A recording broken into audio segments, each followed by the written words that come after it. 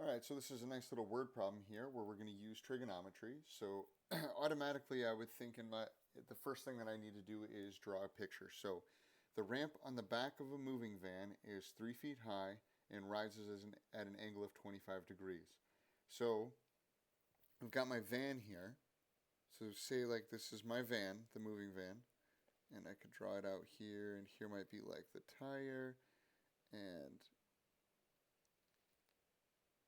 there's the front tire, windows, all that jazz. But here's the back, and we've got a ramp coming down.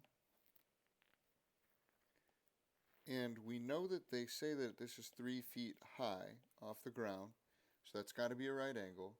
And they said that it's at 25 degrees. So what we want to find is how long the ramp is.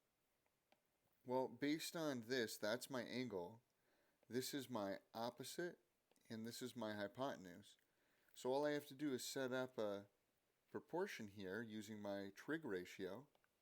Sine of 25 is equal to my opposite over my hypotenuse. So once again, I multiply by x on both sides. And then I want to divide by the sine of 25 on both sides. And I get x is equal to 3 over the sine of 25, which I will plug that into a calculator. So 3 divided by sine of 25 is 7.098, and we want to round to the nearest foot, so that the answer would be x is 7